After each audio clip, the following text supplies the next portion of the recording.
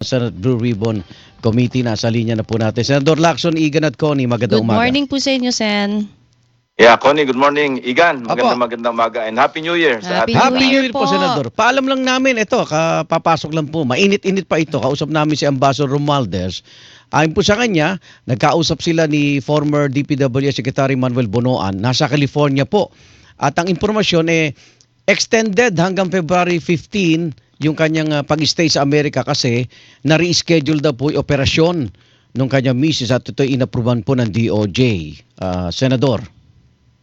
Yes, alam ako sa DOJ para ma-confirm yung sinasabi ni former Secretary Bonoan at kung i-affirm nila, i-confirm nila yung sinabi, iatras ko muna yung subpoena sa kanya. Opo, In opo. fairness, no? Opo. Pero kung sabihin ng DOJ na hindi totoo, itutuloy yung pag-serve ng subpoena at pag hindi siya dumalo, ganun pa rin yung position ng Blue Ribbon. Na may i-issuean siya ng arrest warrant. Contempt muna. Contempt muna. Okay. Citation. Okay. Ano ho bang papel ni Secretary Bonoan? Mahalaga siyang makadalo sa Blue Ribbon hearing, Senador. Mahalaga kasi nga yung information kasi ang pinanggalingan ng information na binanggit ko do sa aking kapihan sa Senado mismo DPWH dahil nga kaya nagtataka ako nung huling pagdinig parang bantulot yung si Undersecretary Bisnar nung tinatanong ko kung nakailan na ba kayong yung progress report do sa inspection ng DepDev sa mga ghost flood control projects. Parang very tentative yung kanyang sagot. So yun pala nire-rectify nila yung binabalidate nila kasi hindi lahat ng na-report na ghost hindi talaga ghost kasi nga mali-mali ang grid coordinates at sinabi nila na mukhang deliberate yung sinabit ni former Secretary Bonoan para sa sumbong sa Pangulo yung ginamit mali, kulang. Kung hindi man kulang, mali talaga yung grid coordinates. So kahapon nagkaroon kami ng maikling pagpupulong doon sa mga taga DPWH at yun nga nagkaroon ng briefing kung paano nila in-explain kung paano naging mali-mali yung pagsumite na dapat alam ni Secretary Bonoan kasi matagal na siya sa DPWH. Okay, Senator, ito lang yung observation ko lang kasi parang hindi ho well coordinated yung ating mga government agencies. Like for example, kung nabigyan talaga ng extension pala itong si dating DPWH Secretary Bonoan ng February 15 and then alam nila na meron ho kayong ganitong contempt pala na ilalabas no kung hindi siya makadalo on Monday. Pwede nyo bang i-request kung talagang ganyan ka-vital na pauwiin muna at mag-attend muna siya ng hearing para masagot niya muna lang ito? Alalamin ko muna kung pinayagan talaga siya ng DOJ na mag-extension. Kasi in fairness, kung alam mo, operation surgery ng misis niya yon, importante para sa kanyang personal. So hindi naman tayo ganun ka-stricto, ika nga, na hindi considera yung humanitarian side. Makapaghintay naman ng February 15 para makapagpaliwanag siya tungkol sa mga sinasabing mali-maling report na sinumite niya sa Malacanang. Sa kanya po kasi mismo nang galing na parang may deliberate ba na paraan para ilihis doon sa mga ghost flood control projects ang dating DPWH Secretary? Kanino nang galing? Sa DPWH mismo? Kanya Yung po mga... mismo, si dating DPWH Secretary Bonoan. Hindi sa kanya. Okay. Galing sa DPWH yung information na deliberate, base sa kanilang initial assessment, deliberate yung pagsusumite ng mali-maling grid coordinates. Right. Yun ang gusto namin i-clarify kay Secretary Bonoan, kaya namin siya pinapatawag. Pirmado ba niya, sir, or meron ba siyang... Pirmado niya. Yun. Kaya ho, parang ang duda ho, syempre nung narinig namin unang pumutok itong balita na ganito, na parang talagang merong kamay, ano, si Secretary Bonoan dito. Ano ho ang ating... Nangyari ito mga bandang Agosto, nung after na SONA. Dahil nga nag-i-inspeksyon na si President Marcos, nagsumiti siya ng listahan ng mga flood control projects. Right. Mm-mm. Ayun nga, at yun ang mali-mali. I see. Okay. In any case, kung sakaling hindi pinayagan ng DOH, talagang itutuloy niyo pa rin po. DOJ. DOJ. Oo. Siyempre. Oo, Oo. alright. Okay. Oo. Doon po sa issue naman nung ugnayan na sinasabi ninyo doon sa nagbenta ng bahay, no?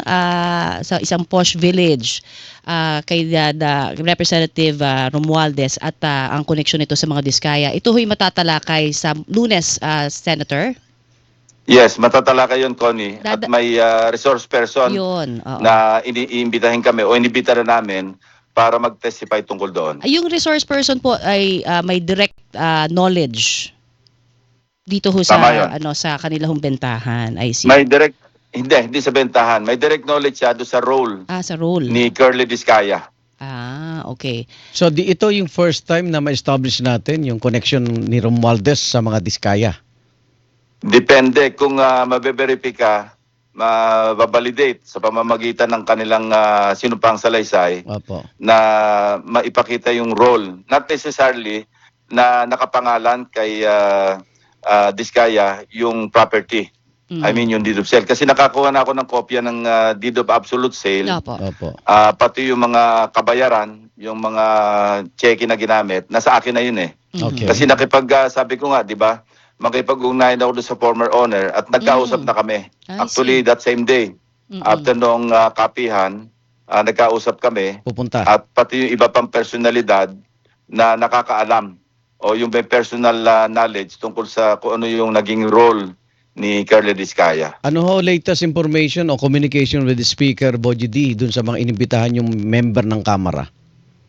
Isa lang naman ang inibita namin si Congressman Leandro Lebiste. Yung At binigyan na namin ng advance copy do sa office ni Senator Loren Legarda Opo. para kung sakali magkaroon ng lag yung time ng pag-inform sa kanya ng House, at least meron ng advance copy. Opo. Yung observation lang, Senador, no, na simula nang itinuro ni former Congressman Saldico si Pangulong Bongbong Marcos na mukhang sinasabit niya dito sa issue ng insertion ng budget sa 2025. Ang tingin ng publiko parang nanlamig na ang palasyo sa paghabol ng pananagutan dahil pati yung sa ICI, dalawa na nag-resign, walang agad-agad na kapalit.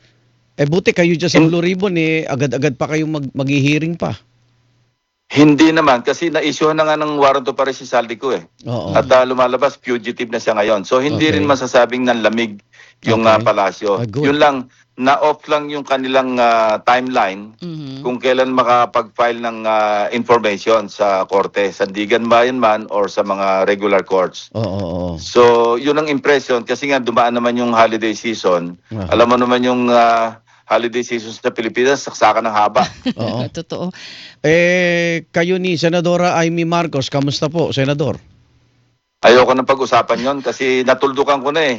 Okay. Sinagot ko yung kanyang mga pag-aakusa at Oo. tama na yon. Abangan na lang natin sa Lunes kung dadalo darating siya. siya. Oo. Meron bang Yes. Okay. Wala naman ako alam kung dadalo siya. Pero welcome siya. Maski sino na member, maski hindi nga member, basta member na Senate, pwede naman dumalo doon. Okay. Pinagbibigyan naman. Yung mga nasa kustodiya ninyo ng mga district engineer na may mga balitang binawi, Very nakausap crack, niyo na ba sila, Senador?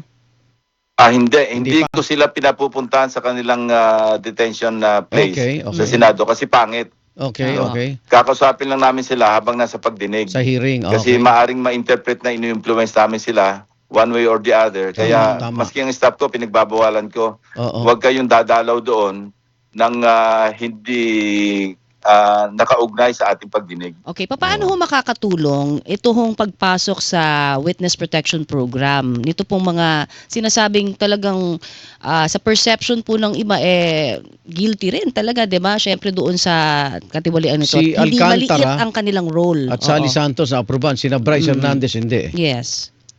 Ang understanding ko, saklaw lang yung kanilang yung kaso na masasaklaw lang doon sa pagpasok nila sa Witness Protection Program. Hindi yung iba. Yung may kaugnayan doon sa kanilang tinestify. Ngayon, kung merong lalabas na ibang kaso, sa labas ng kanilang pakipag-cooperate, Meron pa rin. sasagutin nila yon. Hindi sila sakop ng Witness Protection Program.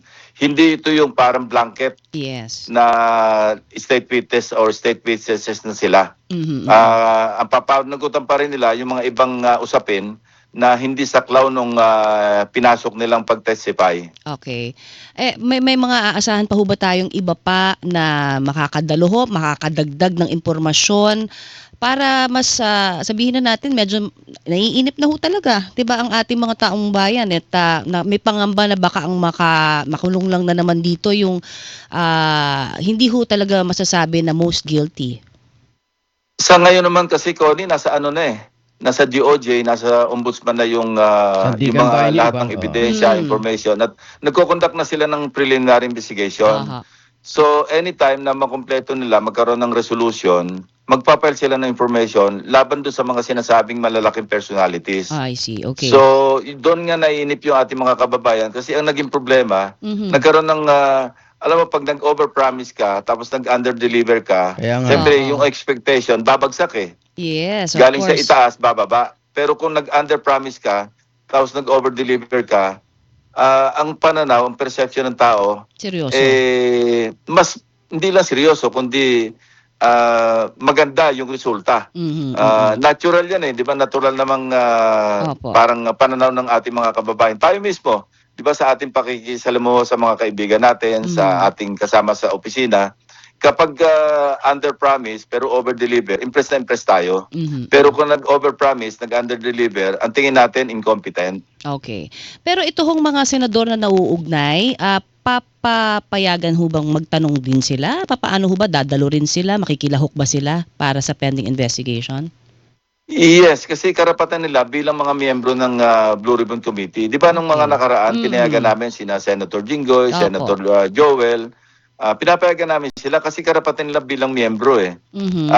Nasa kanila na yon na harapin yung perception ng taong bayan kung paano nila i-handle yung Ah. pagtatanong sa mga resource persons na mismo nag-aakusa o nag-implicate sa kanila. Okay. Mhm. So, sa ngayon po, aantabayanan natin. Yung Monday, sa Monday, tuloy na. Oo, At tuloy. salamat at Oo. Thank you po. may saksi ang publiko dito. Yeah. Senador, ingat ka. Maraming salamat. Thank you po sa inyong oras. Salamat po. Thank you, Igan.